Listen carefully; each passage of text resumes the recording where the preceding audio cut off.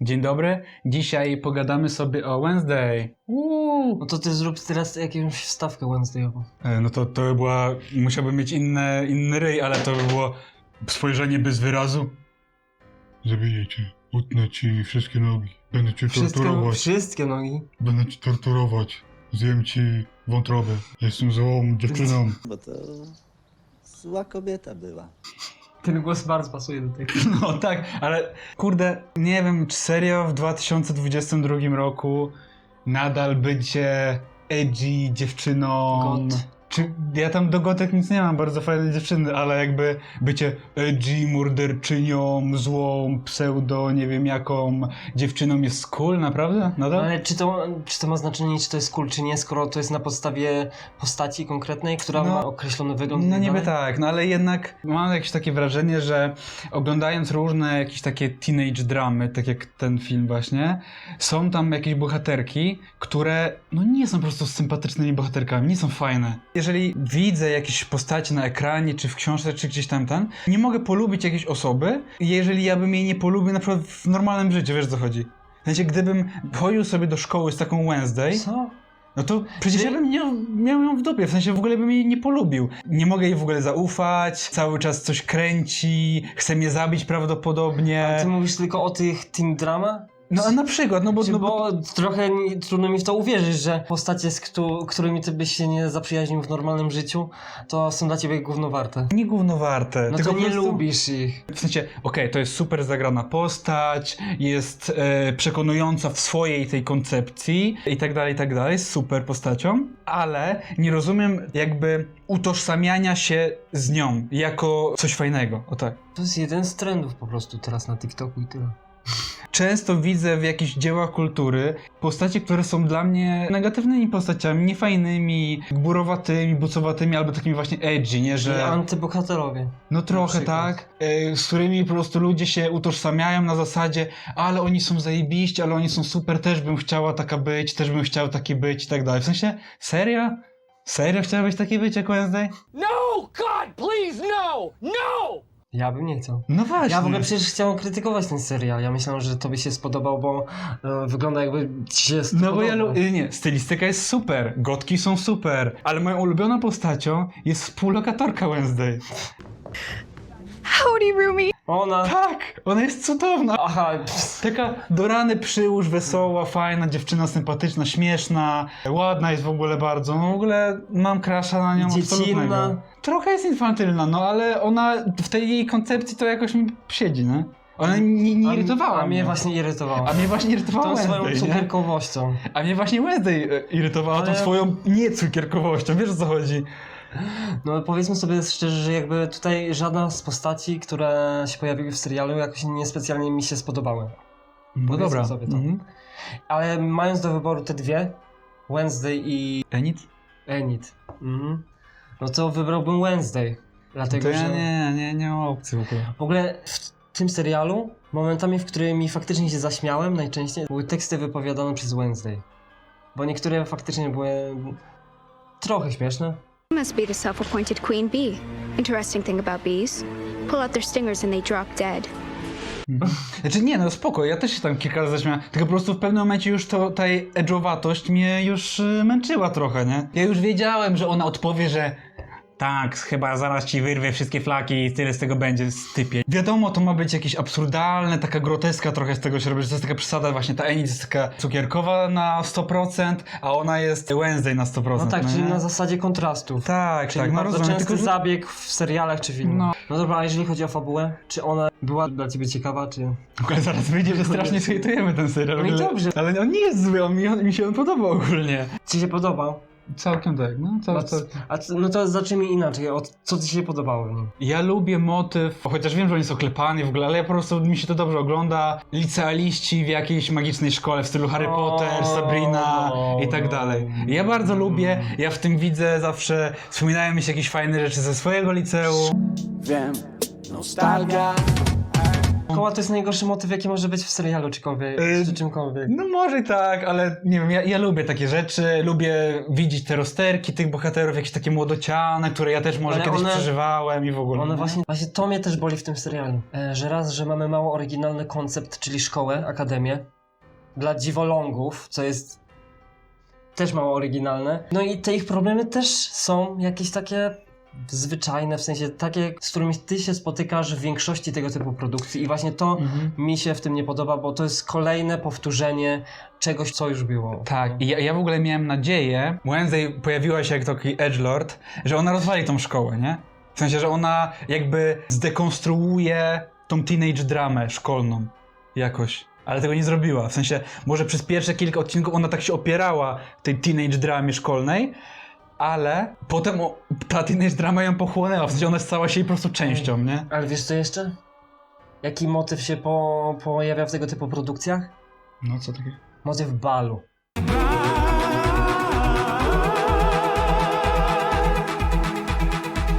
No. No. W każdym amerykańskim serialu, który dotyczy nastolatków albo ludzi w tym wieku i młodszych, musi mieć odcinek albo część poświęconą Balowi. No tak. balowi. No i to jest słabe strasznie.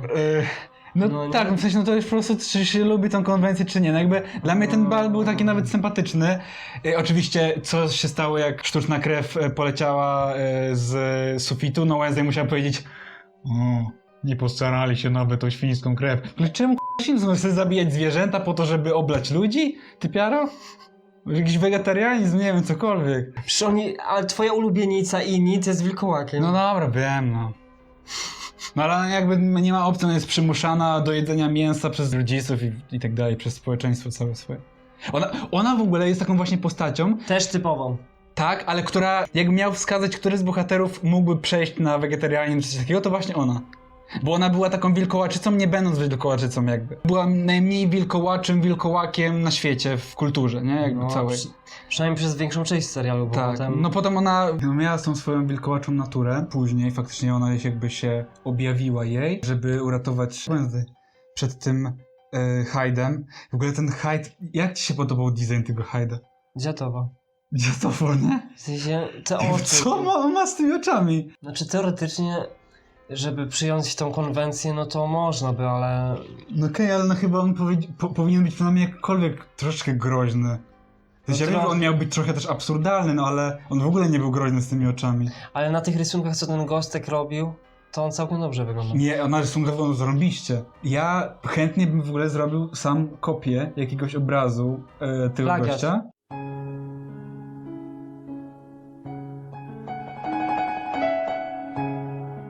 Plagiat? Plagiat. Jakiś, nie no, w sensie serial by zrobił kopię, bo faktycznie niektóre były bardzo fajne, te jego rysunki, także tutaj akurat No dobra, fajna wracając dbałość o do szczegóły. tej jej natury wilczej. Ja miałem wrażenie, że ona w ogóle nie chce jeść tego mięsa, jak ona sobie siedziała przy stoliku z rodzicami, tam na tym takim skwerku, nie wiem jak to się nazywa, Skwerek. placyku na tej ich uczelni, no to ona jakoś nie wydawało mi się, że jej smakuje to mięso. Ona je jadła, bo rodzice jej kazali, wiesz o co chodzi. I to było dla mnie super, że ona jest taką niestandardową wielkołaczycą po prostu, no i to było fajne. Niestandardową, czy ja wiem. Serio widziałeś taką wielkołaczycę? No nie kiedyś w chodzi mi jakimś o dziale wilkołaczycę, ale jakby jej postać, i konstrukcja jej postaci nie jest zbyt tak. oryginalna. Ale ja wiem, ale po prostu mnie Nawet to... jej rodzice, czyli matka, która się czepia wszystkiego i cichy ojciec. Mhm. To się bardzo często pojawia w serialach i filmach, Nie tak, ja wiem. więc dla mnie to przysłoniło tą oryginalność, którą ty dostrzegasz, a ja... Ja może po prostu mam niekoniecznie. jakiś... bardzo mi się podobała ta Bo ty- postać i była fajna. Ja wiem dlaczego. No. Bo ty jesteś fanem Luny. Tak, ale właśnie, ona jest taką luną. Dokładnie. I No to jest super. Już wszystko, zapomnijcie o tym, co on gadał, on i lubi ją tylko dlatego, że ona jest podobna do Luny. Ale nie tylko dlatego. To skojarzenie z Luną gdzieś tam miałem pod koniec serialu, ale po prostu jej cukierkowość, jaką chciałem, tą ja kupuję. Zamiast tej edgy Wednesday ja kupuję cukierkową Enid. Nie? A cukierkowość nie jest edgy? Nie. Według kogo? Według mnie. No to już wszystko jasne. A sam kryminał. Nie. Dlaczego? Postać No. grana przez Christine Ricci, czyli Wednesday Addams z filmu z lat 90. jest bardzo łatwa do przewidzenia, dlatego że ona od początku jest kreowana na najzwyczajniejszą nauczycielkę w akademii. Więc to już jest podejrzane. Także już od początku można się domyślić, że ona jest zamieszana w tą samą intrygę. Także Właśnie ja w ogóle nie lubię kryminałów, więc ja tutaj się nie wypowiem. to jest kolejna rzecz, której nie lubisz. Tak, jakoś strasznie negatywnie dzisiaj, przepraszam. Nie lubię kryminałów filmowych, bo jakby są czasami takie gry jakby planszowe, które polegają na tym, że masz, nie wiem, 100 kartek jakichś różnych materiałów i to jest jakby kryminał i na przykład masz godzinę na rozwiązanie tego śledztwa, nie? I faktycznie przeglądasz materiały, zdjęcia, jakieś masz aplikacje w telefonie, nie wiadomo co tam się dzieje. I serio tam możesz ze wszystkich poszlak wybrać takie, jakoś to wspiąć wszystko razem i stwierdzić, okej, on zabił, czy ona zabiła, czy ona porwała i tak dalej, nie? I serio wtedy możesz rozwiązać tą zagadkę. W serialu to polega dokładnie na tym, że twórcy filmu podsuwają ci dosłownie wszystkie właśnie szlaki, poszlaki i tak dalej na daną osobę, żeby ona była winna, a tak naprawdę jest winna inna osoba. Nie? Wiesz, jest coś takiego, przynajmniej ja to zauważyłem wśród jakichś znajomych i tak dalej, że ogląda się kryminał i ma się takie haha, wiedziałam, że to ten. Oh no shit, Sherlock.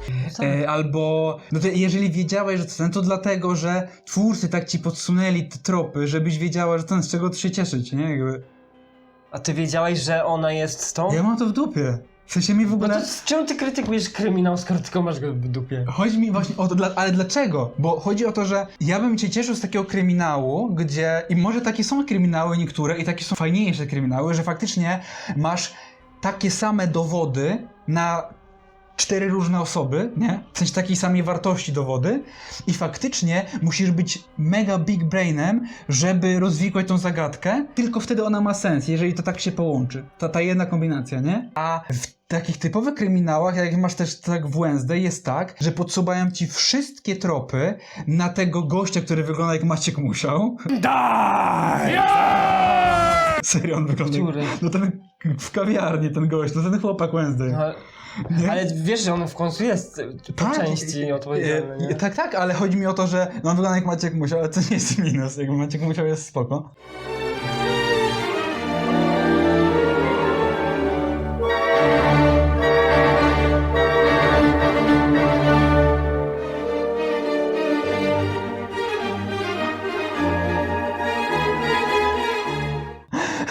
Tak? Ja tam nic nie mam do Maćka Musiała. Pozdrawiam. I wszystko podsuwają pod tego drugiego, tego malarza, nie? A o tym Maćku Musiale jakby nie wiesz nic. Nie? No dobra, ale no czyli ja rozumiem, że tobie się nie podobał ten kryminał po prostu. Ta intryga, która została tutaj przygotowana przez twórców. Nie? No właśnie, chyba dlatego, że ona była tak bardzo przygotowana przez twórców. Ale ty mówiłeś, że... Ten motyw mi się nie podoba, że oni ci podsuwają punkt, akapit pierwszy przeczytaj, akapit drugi przeczytaj, a nie ma Ale dostępu panie, do... No. Ty mówiłeś, że ty jako ktoś, kto nie śledzi jakby tych rzeczy, które są podsuwane przez twórców, nie robiłeś tego w tym wypadku. Tak, ale to dlatego, że ja się specjalnie wyłączam, ja wyłączam mózg. No ale jak mogłeś się wyłączyć w tym tekście? No w tym sensie, że nie miałem w głowie przez ani sekundę, jak oglądałem ten serial, Potencjalnego- myśli w stylu to będzie on, to będzie on, to będzie na on. pewno nie. Naprawdę. Ale samo przez siebie się nachodzi. Ale ja tak potrafię na tyle wyłączyć umysł chyba i się cieszyć tym serialem, bo tylko tak bym mógł się nim cieszyć, że faktycznie nie myśląc o tym, co mi podsuwają twórcy, no. Ale oni ci wszystko podsuwają. Tak, ale chodzi mi o sam wątek kryminalny.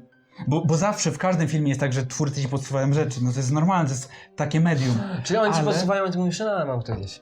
Tak? Trochę tak było, no. No to po co oni w ogóle robią ten serial, skoro ty nawet nie chcesz przyjąć do wiadomości jakiś Ale tam... nie, bo dlatego, że ja wiedziałem, że to jest takie podsuwane, wiesz o co chodzi. I to jest minus tego serialu, bo są kryminały prawdopodobnie takie, które podsuwają mi właśnie te rzeczy, ale tych opcji jest tyle, nie? Że ja faktycznie mogę się w tym totalnie pogubić i być zaskoczony i w ogóle nie wiadomo co, nie? A tutaj te rzeczy są po prostu absurdalne, w sensie Nie przesadzajmy, no ale okej, rozumiem o co ci chodzi. ja nie potrafię tego chyba jakoś lepiej wyjaśnić, ale po prostu konwencja takiego basic kryminału jakoś mi nie siada po prostu, nie? Jakby ja czuję, że ten twórca trzyma mnie za rączkę przez cały czas. Powiedz, co ci się podobało w nim. Oprócz Init, Luny 2.0. Podobało mi się No co? design mi się podobał. To, że faktycznie tam jest trochę taki Edward Nożycoręki w designie. Jest małe miasteczko, jest jakiś gotycki dwór, są przerysowane postacie, tak jak u Tima Bartona zawsze. Właśnie ta Enid i Wednesday to jest najlepszy przykład. To mi się podobało. Ja lubię też ten przereklamowany już motyw teenage dramy w szkole. Mi się to podoba. Bo ja lubię ten bal. Ja lubię ten Tracę bal. szacunek za ciebie. Tak, ja do siebie też, ale ja lubię ten bal. Więc to wszystko mi się podobało. Wilkołak mi się podobał. On był akurat zarąbiście zrobiony. Czemu tak dobrze nie zrobili tego Hyda?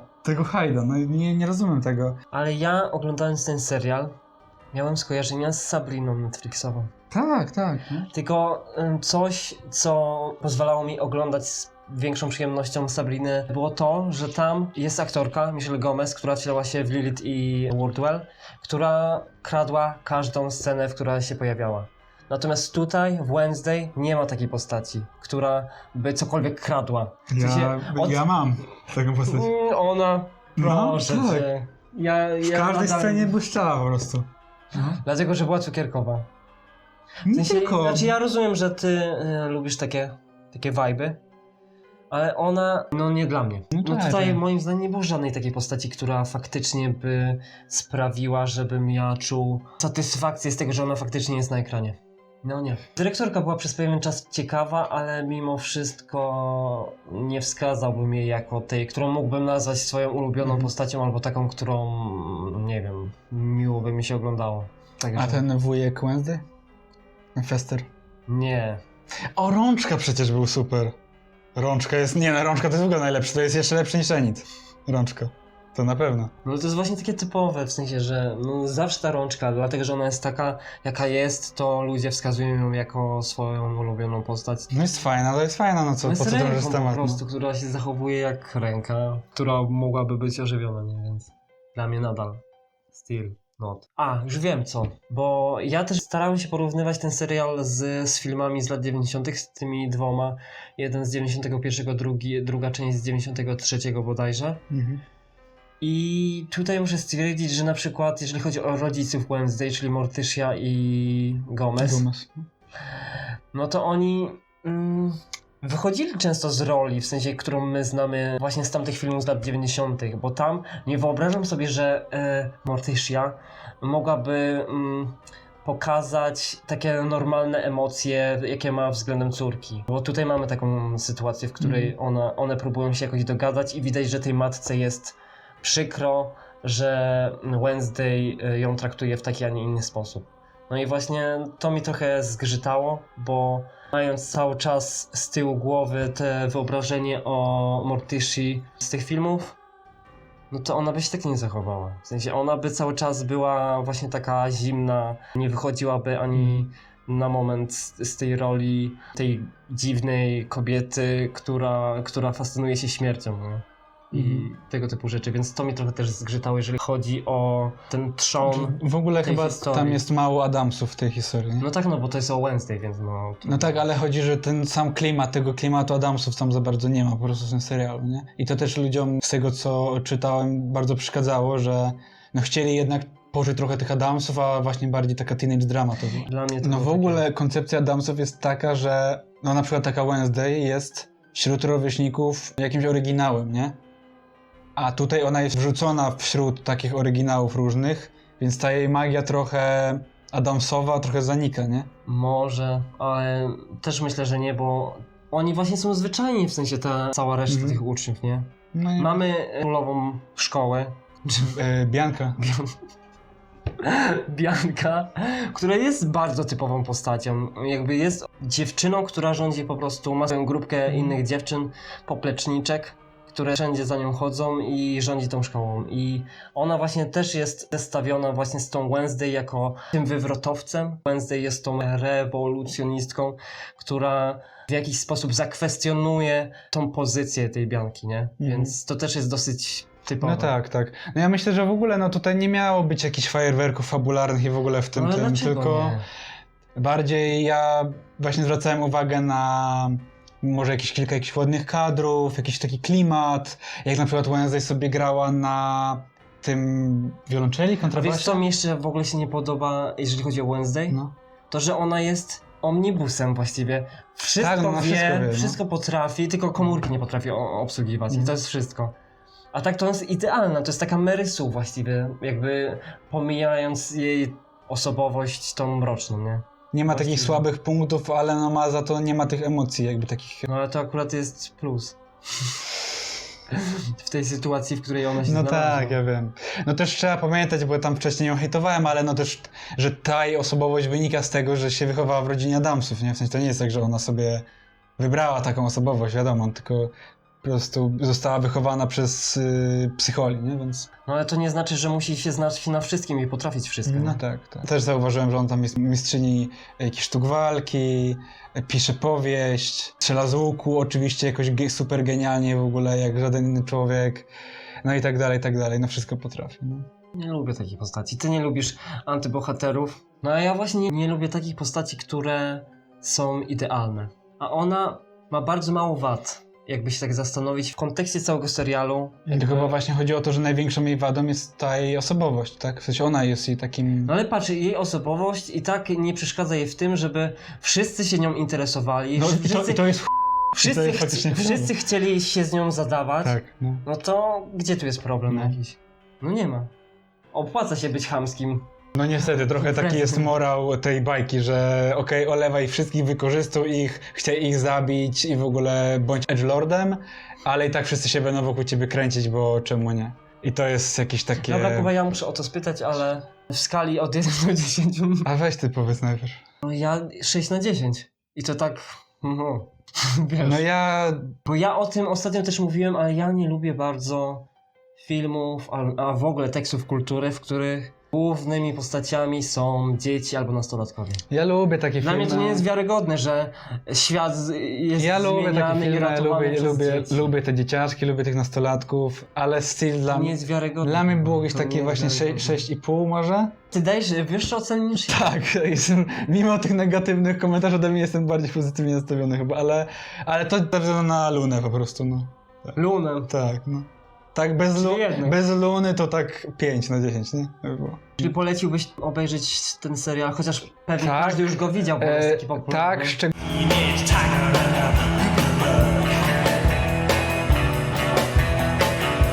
szczególnie jak ktoś lubi teenage dramy i miałby kiedyś sobie ochotę na teenage dramę, żeby ją obejrzeć, to jak najbardziej tak. Jeżeli chciałby ktoś obejrzeć kryminał, to nie szczególnie. Jeżeli chciałby ktoś obejrzeć Rodzinę Adamsów, to tym bardziej nieszczególnie. A jeżeli ktoś chce kolejnego Harry'ego Pottera z Luną, to zarąbiście oglądaj, stary. Albo stara. Dziękujemy w takim razie za uwagę i do zobaczenia następnym razem. Na razie.